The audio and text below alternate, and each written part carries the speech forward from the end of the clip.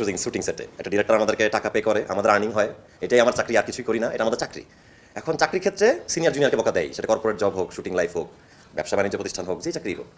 এখন আমরা এখানে রিলস করতে বা টিকটক করতে শুটিংয়ে আসি না, এটা হচ্ছে ফার্স্ট পয়েন্ট। আমরা প্রতিদিন কাজ করি, বাসায় যাইতে 11টা-12টা বাজে, আমরা চাই যে যত দ্রুত শেষ করে বাসায় ফেরা যায়। এখন আমার কো আর্টিস্ট যে অভিনেত্রী মানে আমার নামে অভিযোগটা দিল, সে আর কি ফার্স্টে আমার সাথে কিন্তু আগেও কাজ করেছে, আগের লটে ভালোই পরিচয়, মানে হাই হ্যালো পর্যন্তই, না বাড়তি কথা হচ্ছে না কোনো ইয়েও আছে আর কি, কোনো ক্ল্যাশ আছে আমাদের। তো পরশুদিন থেকে ঘটনা শুরু আর কি এই লটের। মানে আমাদের যে আনোয়ার ভাই আর্টিস্ট, ওই যে আজিমপুর পুরান ঢাকা, তো ভাইয়ার সাথে সে টিকটক করতেছিল আর কি, হতে পারে তাদের পূর্ব পরিচয় থাকতেই পারে, সেটা আমার সাথে ভালো সম্পর্ক, আমার সাথে ভালো থাকতেই পারে, কিন্তু আর কি হোল টাইমই আর কি টিকটক আর রিলসে ব্যস্ত ছিল, অ্যাক্টিংয়ে কোনো মনোযোগ ছিল না। মানে সিনের সময় ডায়লগ দিতে পারতেছে না আর কি, তার মনটা আর কি পড়ে আছে যে কন্টেন্ট বানাবো, আমাদের একটু মানে ফেসবুক দিতে ডলার টলার আসে, আমারও আসে, সবারই আসে। এখন কথা হচ্ছে আমিও তো বানাই না, আমি তো আমার ইউটিউব চ্যানেল আমার নিজেরই আছে ম্যাঙ্গো স্কোয়ার, কোনোদিন তো আর মুসিবত আনলিমিটেড সেটে এসে তো আর আমার নিজের কন্টেন্ট আমি বানাই নাই। তো এই মানে ধরেন যখন সে ডায়লগ ভুল করা শুরু করলো, অনেকবার 3-4 বার ও একবার বকা দিল, দেওয়া উচিত ছিল ডিরেক্টরের। আমি এই দিক থেকে দুঃখিত যে আমি গালি দিছি বা বকা দিয়েছি, আমি এটাও বলবো আমি কি বলছি। এখন আমি তাকে বললাম যে তুমি যে রিলস করতেই সেটা চিৎকার করেই বলছি, রাগ করে, আমার রাগ লাগছে, কারণ আমিও তো এখানে কনসার্ন থেকে কাজ করতেছি, 10টা সিন করে বাসা যাওয়ার অপেক্ষায় আছি। আমি বলছি যে কেন তুমি রিলসে তুমি আর মনোযোগ, তুমি কেন আমাদের সাথে শুটিং করতে পারতেছো না, ডিরেক্টর তো আমাদের কাছে টাকা দিয়ে নিয়ে আসছে, সেটা বলছি।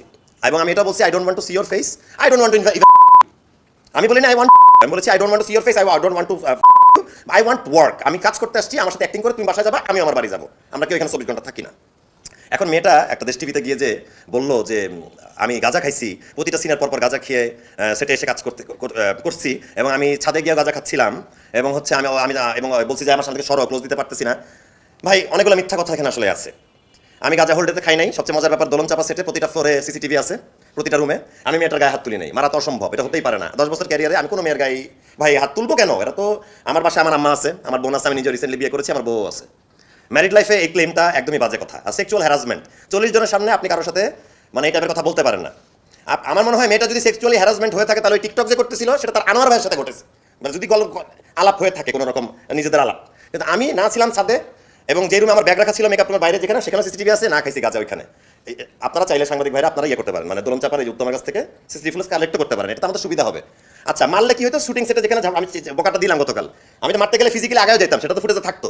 আমি তো 10 হাত দূরে দাঁড়া গালি দিচ্ছি বা হাত দিয়ে আগল দিতে যাচ্ছি, মানে আমি বকা দিচ্ছি, তাহলে মারলাম কখন? আচ্ছা সেক্সুয়াল হ্যারাসমেন্ট করলামই বা কখন? আমি অবশ্যই মেয়েটাকে সরি বলার জন্য আমি রেডি, মানে আমি বলতেছিলাম সকালে যাচ্ছা আর্টি সিকিউরিটিতে জানা, যদি আমাদের একসাথে চা খাই, আমরা যদি মেয়েটার সাথে কথা বলা যায়, একটা মেয়েকে আমি যাই সি ইউর ফেস, এটা খারাপ বলছি। দেশ টিভির কি কম টাকা আর্ন হচ্ছে? 2 লক্ষ 3 লক্ষ ভিউজ হয়ে গেছে, ডলার আসবে, 1 মিলিয়ন হয়েও যাবে রাতে। রাতবেলা সবাই বলতেছে আমি গাঞ্জা, কমেন্টে সবাই লিখতেছে আমি গাঞ্জা করছিলাম, আমি কালো ছেলে, ঠোঁটটা কালো, আমার দাঁতের সামনে হলুদ। ভাই দাঁতটা ভেঙে গেছে, এখানে ফিলিং, তাই দাঁতটা হলুদ, হাজার দাঁত মাজলেও যায় না, ফিলিংটা বারবার চেঞ্জ করতে হয়। আমার ঠোঁটটা কালো, এখন কি করবো বলেন? আমি সিগারেট খাই, সিগারেট তো মেয়েটাও খাইছে, সিগারেট তো আনোয়ার ভাইয়ের সাথে সেটে সে খাইছে। আমি যতবার মেকআপ নিচ্ছি 5 বার বসে আসো আসো আসো সিগারেটটা খাই, চলো, আমার সামনেই তো ঘুরছে এটা। তো উনিও সিগারেট খায়, আমিও সিগারেট খাই, আমার সিগারেটকে তার গাঁজা মনে হলো, তার সিগারেটকে সিগারেট।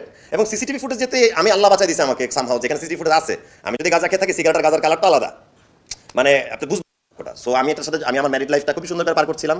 মানুষ আসলে মিডিয়াতে আসলে অনেক রকমের ব্যাপার থাকে, এক পক্ষ এইদিকে কাজ করে, এক ডিরেক্টর ডেট পায় না, আমার সেই ডিরেক্টর মোটামুটি আমার লিখে গালি দিচ্ছে। তো এইটা তো হ্যারাসমেন্ট একটা, আমাকে তারা ইনবক্সে না জেনে গালিটা দিচ্ছে, মানে তথ্যটা না জেনেও, সেটা কি হ্যারাসমেন্ট না?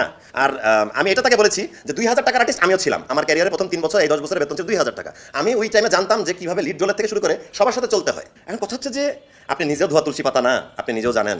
আপনি এই ব্লেমটা দেওয়ার আগে আপনার ভাবা উচিত ছিল আপনি কি চান আসলে।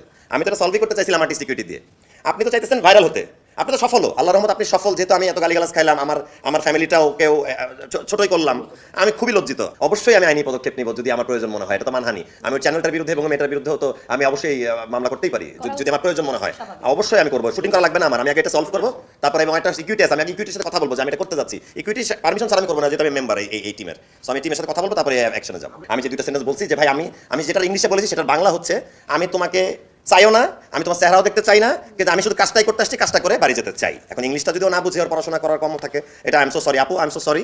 আমি ওই 2-3টা সেন্টেন্স বলার জন্য তোমার কাছে খুবই দুঃখিত, কিন্তু এই যে আমি আমার রিপ্লাইটা দিলাম, ফার্দার তুমি কি করতে চাও আমাকে জানাও। মানুষের ক্ষতি করে বড় হওয়া যায় না, এটা খুবই হতাশাজনক, ওর বোঝা উচিত। ছোট মানুষ, আমি মাফ করে দিলাম আমার সাইড থেকে, আই এম সরি বললাম তো, কিন্তু তারও সরি বলা উচিত যে সে যে আজকে এই মিথ্যা এলিগেশন দিয়ে যে আমাকে রিপ্লাই দিতে বাধ্য করলো, বা আমার পরিবারের বাসায় গিয়ে আমাকে বাসায় এটা নিয়ে কথা বলতে হবে। ও মেয়েটার মতো কাউন্টার আমার একটাই বলার আছে, আমি কোনো ড্রাগস নেই না, আমি শুটিং সেটে সিগারেট খাইছি, খাই এখনো, ও খায়, এটা তেমন কোনো অপরাধ নাই, খেতেই পারি সবাই সবার সাথে।